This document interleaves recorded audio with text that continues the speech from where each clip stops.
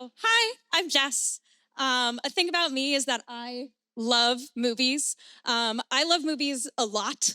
I love movies so much that I have seen 1,315 movies, and I know that. So I needed a system to keep track of these movies. So I started cataloging them in a database. And as part of that, I also had to rate them on a 5 point scale, which meant I had to think about how am I going to rate these movies on a 5 point scale. So these are some of the metrics I thought of. So the first one is historical significance. This is what I learned about in film school.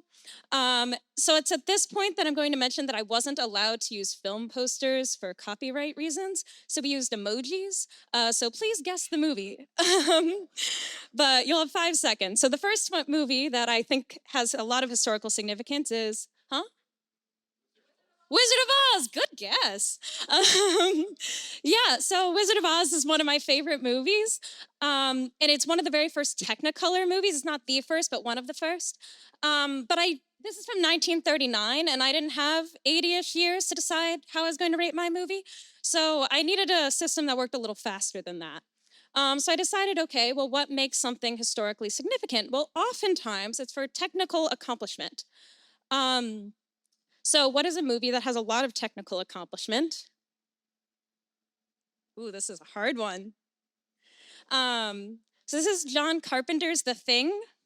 Um, and it has these amazing, gory, gorgeous animatronics made by Rob Britton. And I absolutely love it. It's a horror movie, so warning. Um, but I love these movies because they're historically significant and technologically complicated. But that's not, movies don't have to be flashy for you to love them, right? Sometimes it's for the story or for the characters. So here's a movie that I love for the characters. Good job.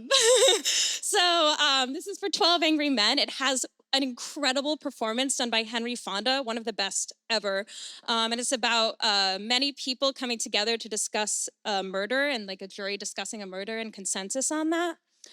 And these are all great metrics.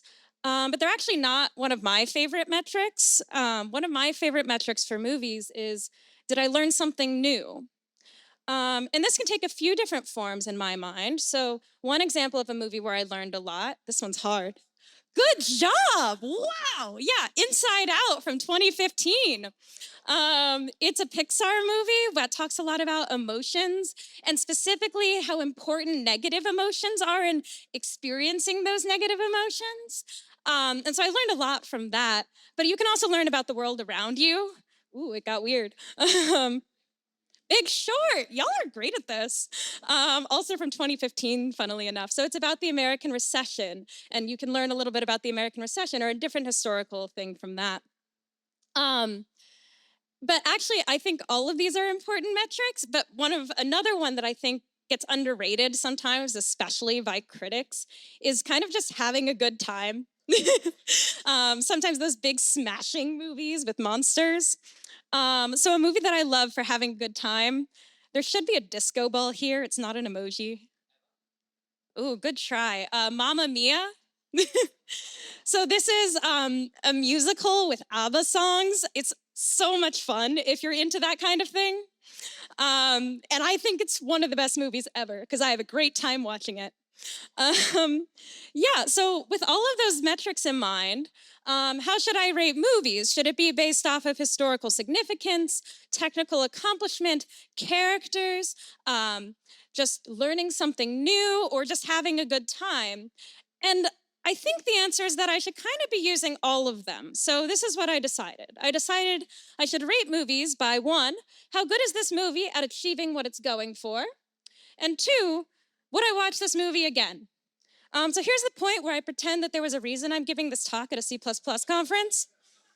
So one, I think that this relates to our code too. You should reflect on how well does my solution address the problem at hand? Maybe it can't address everything, but what are the important things I'm trying to accomplish, and did I do that? And then two, if I could do it the same way, would I do it that same way again? So that's my talk. That's how you rate movies.